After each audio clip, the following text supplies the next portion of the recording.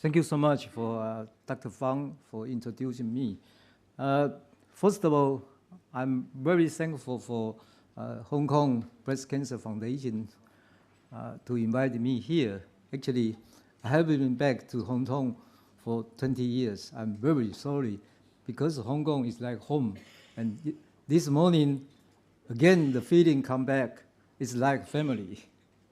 And I also very impressed with Professor Wang telling about the story. And I always think, Chinese people always say, it's never too late to mend. 我们中国人讲，亡羊补牢，有未晚也。You always, evidence-based to tell us. So I was very also motivated by Poli Zhang. When I met him in Taipei, I was really, very motivated by Dr. Zhang's devotion to Hong Kong breast cancer screening work. So it's very regrettable I haven't a chance or been often in Hong Kong.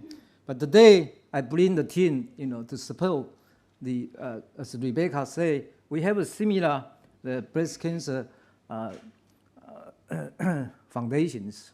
And Mother Nature tells us breast cancer screening always lead to good family, good society, and very comfortable peoples in the countries. So today, I think I'm very, very happy to give a talk based on our Taiwan 20 to 25 years experience. So the first pictures, actually, breast cancer screening, like other cancer screening, you need a team. So the red circle one is me. And the leadership, I cannot say it's very important, but the team is important. So you can see the blue circles is the people sitting in the room to support you. And we also have a government and NGO and also academical. This is why we have an experience. So I know time is very tight. So let me start my work.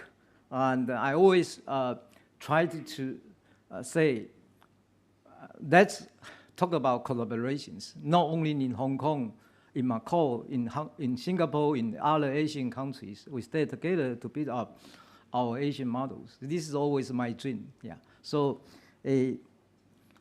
today, I'm a little bit gorgeous. I have two topical, actually. I hope I can catch up. But I don't want to lose opportunities to ask our young generations. We have to move forward because the universal screening right now has faced many challenges. So I would like, in the end of the lectures, talking about digital transformations related to our breast cancer screenings. So this is I bring to you. So first of all, this slide is so important. You can see I have been doing the screening for 30 years, 3 decades. We are under the umbrella of the rule-based, evidence-based, from primary prevention, from secondary prevention, from tertiary preventions. 1990s, with the advent of the genome medicines, and also the imaging profile, and also the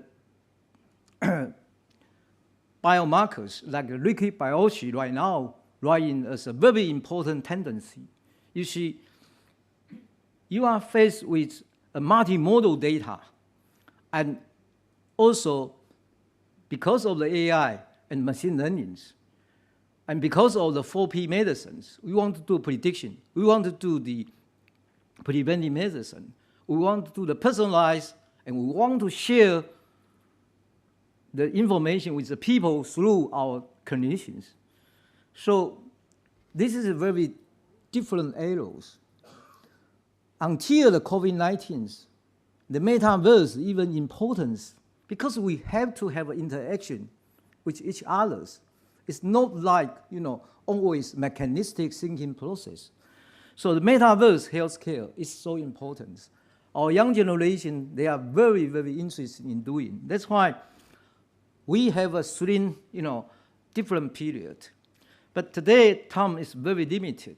I can only talk about in the middle sections. For the third sections, maybe next time we have a chance. So let's go to the Taiwanese, the universal screening experience. And there's no free lunch. I've been doing screenings, not only in the Asian countries. I have been working with the Swedish two-county trial for 3 decades until so far. Also in Finland, also with cooperation with the UK, my supervisors in Cambridge, and also the American Cancer Society. They have also good foundation, like Rebecca showed me, This is so important. We cannot have an NGO. So American Cancer Societies, we have a many cooperation with 3 decades. It's so important. So I always bring the team, to work with them. And this is the first evidence from Swedish two-county trial. Although there are so many debates after that, but you see, there's still very gold standard in Sweden, evidence-based, the mortality reduction reduced 30%. And that's why the Swedish women always stand up, women need screening, women want screening, not because the government want to do that. So I have seen witness there about 30 decades ago. I'm very, impressive. And now, because people are very interested in the meta-analysis, I know that. This is important, but be careful about that, because this is a methodology. It's good to see the heterogeneity, but we have to do how to interpret. That's why we have so many debates on breast cancer screening. But in the end, the UK published in Lancet about independent 20%. But I know still a lot of the different voice from different countries talking about overdiagnosis. We are talking about that, maybe in the panel discussion, maybe in our talk, but we still need to concern with both of the pros and cons. So because of that, Taiwan, step by step, we start from hospital selective screenings, only from the family histories. Then we move to about 1999. We moved to the clinical elimination, clinical eliminations. And 2004, before the 2004, we have also high-risk group. We call it risk-based. I don't like this word because risk-based is misunderstood by the high-risk group. It's not the precision. So maybe we should be very prudent about that. Then we moved to the universal screening in 2004 because I encourage the government. If we have a very organized screening, high quality assurance, and we have good evaluation evidence base, then we could persuade the legislator to do that. So we screening from 2004, and very difficult challenge, even the universal screening. You can see from 2004, because the budget, the limited budget, the screening rate rising up.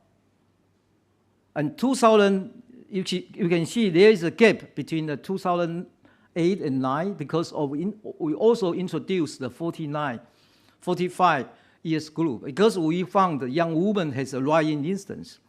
So until so far, actually, women exposed screening about the 60% among the population, about 5 million. So a lot of the women require screening. So this is make the program very difficult to evaluate. Sometimes if you don't evaluate very adequately, you make a wrong interpretations. And one of the Taiwan screening is we also combine with the mobile. So you can see the mobile is the red one. In the beginning, it's a gray one. So until so far, the mobiles has been increasing because of some of the remote village, they need that. So Nowadays, the fixed mobile, including the ambulatory mobile, is about 60%. And this is the information system. This is so important. This is the person I'm responsible. I always ask the NGO, the government, the academic, and we stay together, try to use the registration data before screening, and pay attention to the screening phase and every process indicators we try to collect and to put in the information. And this has become the next decade in the cloud. And also we have to do the follow-up, very important for the surveillance and also until the end of the outcomes. So if you have information, then you can build so many good evaluations. And the implementation actually is from government. So we are not only focused on breast cancers. That's why I'm always encourage. We are going to do the integrated screenings, try to combine the breast cancer, colorectal cancer, with and also maybe liver cancer with high evidence for our Asian peoples. This is why I do that. So in the breast cancers, we also ask the information. You can see the four sections, the questionnaire about the mitochondrial factors, reproductive factor, and also the birate informations, and also ultrasound and pathology information in the right bottom panels. So all this information has been collected and put into the systematical information for research paper, or for research use, for administration use, for everybody. And unfortunately, I have to report to you. Also, I learned from so much experience in Sweden, which based on the molecular and the imaging biomarkers, but we still stick to the birate system. So today we have to think about that. How can we combine the birate? Because this is a change the imaging into the digital is good, but can we combine with the imaging, the profile? This is what I bring to you next sections. So because of these programs, our government always, when they put the money in, they ask, where is the evidence to show the benefit? So Amy Yan, just sit down, it is Professor Amy Yan from the University of London. She's a very good statistician, and she published the first evidence based on 2004 and 2009, followed to the 2015, and show the mortality reduction using the propensity score matching denied. You see the cohort is dynamical. It's very difficult, so you have to be careful about analysis. Finally, she demonstrates the 41% mortality reduction there at that time and 30% advanced stage 2. So the government say, okay, can we continue? Yeah, we continue. So this is the update to the 2016. So the mortality reduction is still there, 32%. And advanced cancer still 30%. So this is an evidence base, very strong evidence base. So that's why government can buy these benefits and put the money in. So this is a story from Taiwan, but I can always tell you, still many women came to see me, family, because they get the stage 4 breast cancers, still there. That's why I know the Professor Wang Samuel told about the story. I know.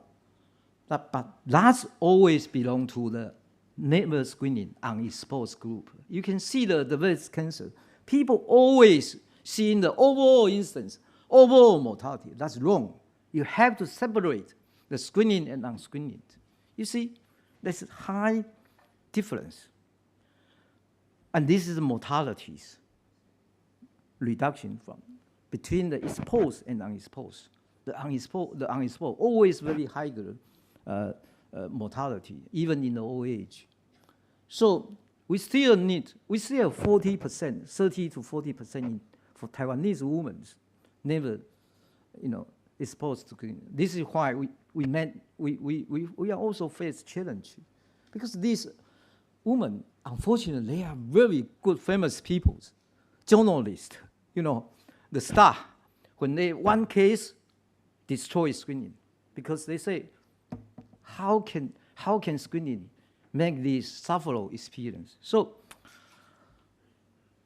and people always talk about young women, because in the Western country, they are talking about the old women, we are different. So that's why I'm also doing the randomized control trial. By randomized 2-3 group, the ultrasound, the mammogram first, ultrasound next year, or ultrasound first year, mammogram next year, and compare with the control group. So this is the randomized control trial, and to demonstrate after follow-up, you can see mammography combined with ultrasound bring down the 28% advanced cancers and reaching statistical significance. So that's why we lower the age to 45. And so far, this year, the government even lowered to the 40 years old. So this is a scenario of Taiwan, but the problem, occur because Taiwan. I know Hong Kong, if the age 40 to 69 is about 2,040,000, but in Taiwan, you see, we have a baby boom problem. Compared with 1985, you see the baby boom population triples compared with the 2025. And even the X generations, 40 to 59, double the populations. This is not only in Taiwan. In some countries with the baby boom, you have to be aware, because it's a lot women require screenings. How can we afford such kind of the evidence? And you can see we have put so many radiologists, radiography, and mobile increasing year by year. But radiology, the job cannot only on the mammograph screening, cannot only read the mammograph. They have many jobs. Those CT and MRI, so many jobs. So this is a burden, not kidding. So, and also people talking about the overdiagnosis problem as well. So we are thinking about one size fits all. Taiwan's plan to have a transition from one size fits all to the precision screening. Precision not only for high-risk group, but for all the population, but different risk group. How can we do that? Today, regardless you use AI, regardless you use the traditional rule-based models, it doesn't matter. It doesn't matter. But you have to build up the spectrum of risk spectrums by percentile, 5 or 10. The 10 is better than 5. So you can see the high-risk group try to reduce the false negative. The low-risk group try to reduce the overdiagnosis and even the false positive rate. So this is a precision. So if you can do that, for examples, then you can see age at start screenings, the interval screening interval, the screening modalities apply to different populations, but all the population has to be covered. So Amy Yan again used her models to build up. You need to personalize, because you have to build up the risk spectrums. The risk spectrum compared with the gene information, compared with the tumor markers. So build up this personalized for identify factor responsible for occurrence of the breast cancer, also promoting from the early stage to late stage. And this is the personal model we proposed 2014 in BJC. And so at that time, we have already have experimental in some countries, in some counties, by trying to different risk group, has a different age group, has a different screening modalities, including MRI, automatic ultrasound, and also operative ultrasound. So to provide a different age group, provide a different interval. So, and to see the cost-effective analysis. So you can see the risk-based actually is a precision screening. Always have a very good cost-effective analysis. The left side, the better result of cost-effective analysis. But if you look at the modalities we have to think about, because this is for non-block 1 carriers. So for the block carrier, they have a different selection strategies. You can also ask the clinician, you can ask also biologists to define a wide range of the selection. This is today we are talking about precision modalities. So there are different the cost effectiveness for people who are willing to pay.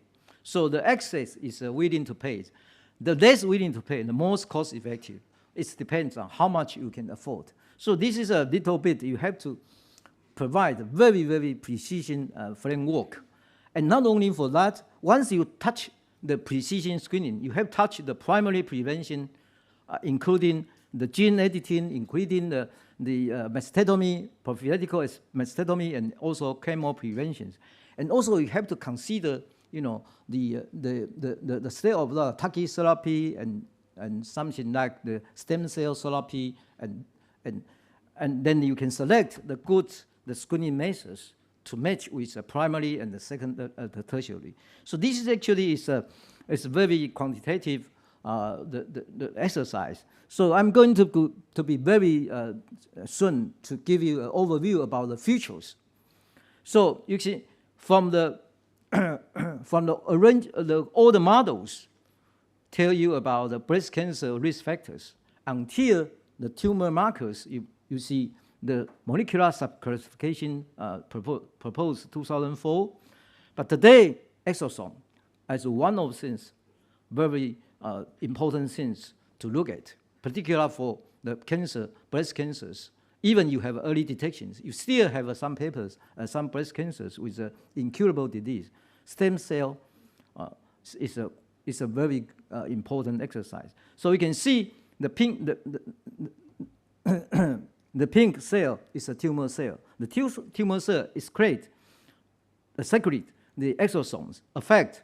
The blue one is a normal cell through the P10 and also the Hotex 10, D10. So that's why you are invisible in the old day, but now the liquid biopsy can do that. So you have to see the state of art, the markers, you know, move forward very soon. And not only for that, you have to put the imaging biomarkers. Digital mammals is very important. And not only for the AI, but you need to do the explainable AI, XAI. How to explain? So this is my mentor, Professor Laszlo Tabas. He's a very famous radiologist. He finds that 75% the tumor come from the acina adenocarcinoma, AAV, is from, you know, the acina. And 25% from the DAV is DOC, and also stem cell. He called this is a BCMO. So you can see the breast cancer survival, even Swedish has done very good, the high 90% attendance rate. You still see the BCMO and the casting type, the doctor type, has a poor survival and the true survival low. So how can we cope with this? And how can we today use the AI to identify the mammography earlier than the diagnosis? And AI combined with the radiologist, we have to work together. So how to build up the AI radiologist is very important. You can see this is the case. Actually, maybe 2 years ago or 4 years ago, AI already identified. So this is the technical we need to use, particularly for multifocals. Today you can see the stellate is very good survival, always horizontal. But if you have multifocals, your survival is become poor. And now, how can we prove the AI not only to run the performance, to have to explain, to collect the radiomics findings with the pathomics, pathology, histology pathology. This is what we have collaborated with Sweden to do that. And very important, you see this is MRI. So you have to see the same pictures identical with the histopathologies. And this is a trend. And this is also correlated with, the histopathology report. You see the vessels just around your tumor cell. So you have to use the stem cell therapy, the exosome. Again, explain the exosome not only the affect the normal cell, but also invade endothelial cell in the vessels, and leading to the necrosis and increase the inflammatory cell and leading to the angiogenesis. So that's why they have a cardiovascular disease risk as well. So that's why they matter to lung, the matter to the brain. So we have so many strong evidence to find the same histopathology between the meta cell and also the breast cancer normal cell. And now I show you one case. I don't want to use one. Very quick. This is a very difficult case. The MRO view is always, before the diagnosis, always CC view projection, always normal. Even AI, you cannot identify. You cannot. It's a very difficult case. Until, the diagnosis, AI found and radiologist found. So you see, then the molecular biomarkers didn't work as well. And you can see this is exactly the metastasis explained by the exosome. Because the exosome mechanism, the miRNA accounting for mechanism already been discovered. So if you can use that, maybe you can save this woman's life. Finally, this woman died from breast cancers because of the meta. So this is sufferable. But how can we do? So today, breast cancer probably become another surveillance tool for the low-dose CTs, because the breast cancer has a high likelihood of dying from the lung cancer as well. So this is also very important. And you can see for this BCMO, the stem cell-derived cancers, the drug release, the chemo resistance, and also the radiotherapy resistance. You can see the survival regardless of use of the radiotherapy or chemotherapy. There's no difference. So now you have to think about how to combine this multimodal data to use the machine learnings. So the Amy and also the young generation start to put the state of art, not only in the original markers or tumor markers, but also these imaging biomarkers, and try to use something like convolutional neural network, to put the Bayesian network to see the causal relationship. Then you can build up even better the precision medicine in the futures. So I think the final few slides is telling about the third section about. Then you can do the metaverse. Let me take about very few examples to tell you. This is other models. So if you have large language models and you ROI technical, you even can help the radiologist to focus the sections. You have to look at.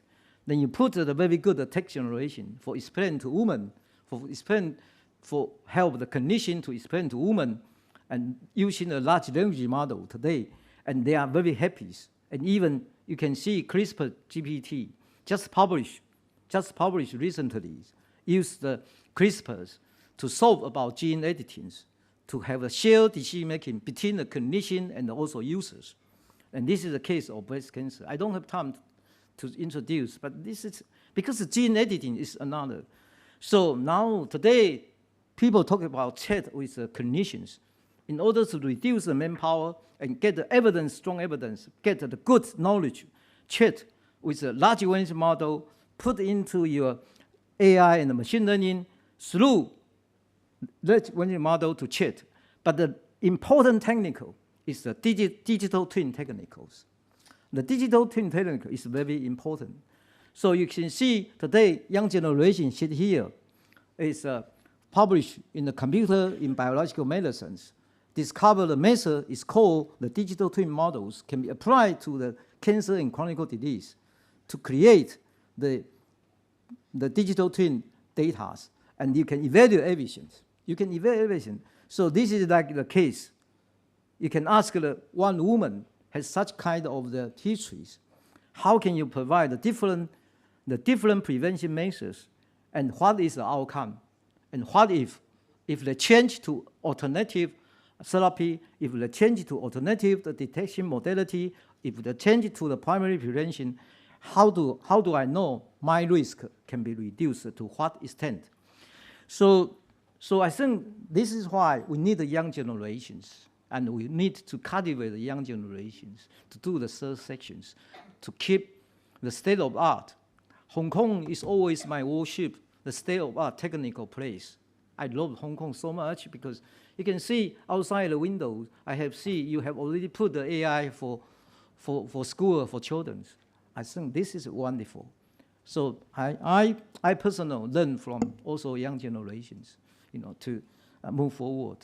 So because of that, so I'm a president of the International Asian Cancer Screening Network, not for the clinical, the specialty, but for helping all the clinicians, all the medical manpower, including the public health nurse, to do the cancer evaluation as I talk today, the lectures.